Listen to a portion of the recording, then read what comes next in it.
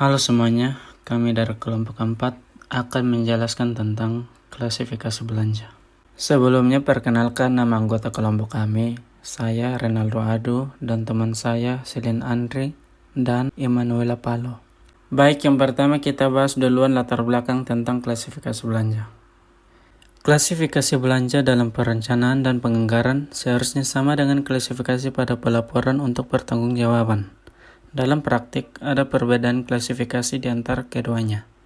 Buletin teknis 04 dimaksud untuk menyamakan persepsi dalam sistem klasifikasi belanja untuk kepentingan perencanaan, penganggaran, dan pelaporan keuangan.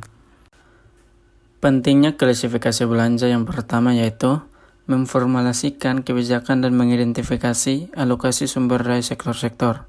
Yang kedua, mengidentifikasi capaian kegiatan pemerintah melalui penilaian kinerja pemerintah dan membangun akuntabilitas atas ketaatan dalam pelaksanaan anggaran terhadap otorisasi yang diberikan oleh legislatif.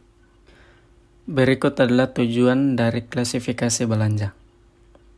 Yang pertama, untuk kepentingan manajerial, yaitu untuk penyajian laporan yang sesuai dengan kebutuhan para penggunanya, dan juga untuk administrasi dan akuntansi anggaran.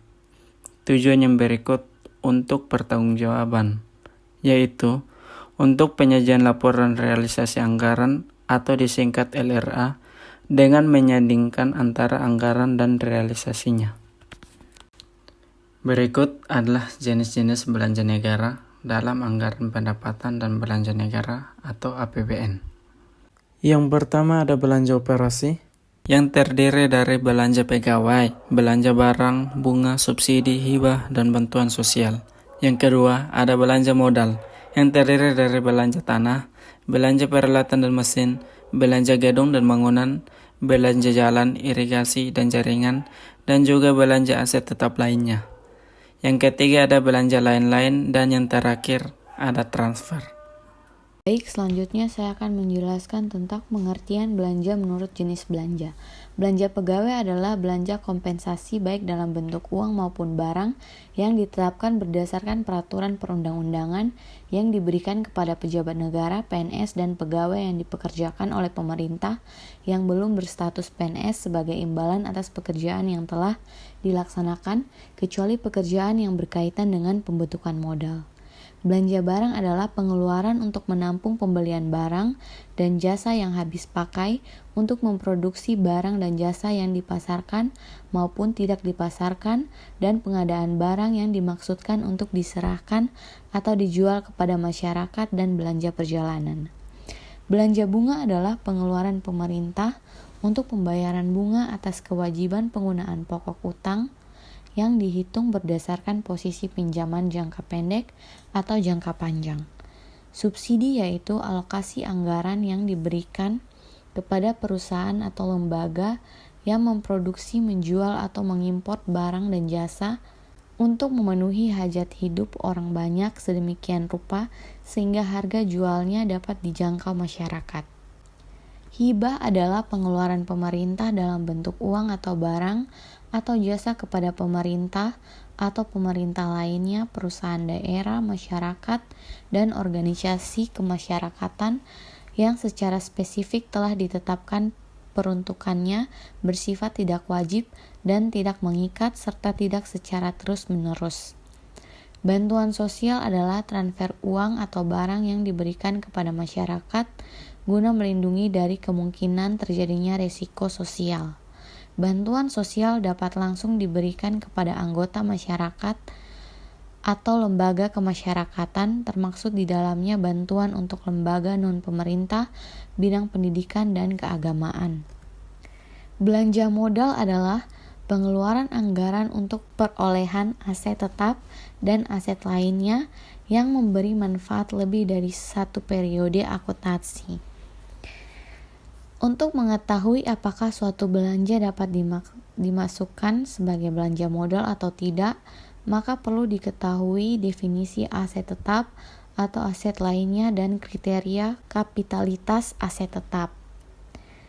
Belanja lain-lain atau tak terduga adalah pengeluaran anggaran untuk kegiatan yang sifatnya tidak biasa dan tidak diharapkan berulang seperti penanggulangan bencana alam, bencana sosial, dan pengeluaran tidak terduga lainnya yang sangat diperlukan dalam rangka penyelenggaraan kewenangan pemerintah pusat atau daerah.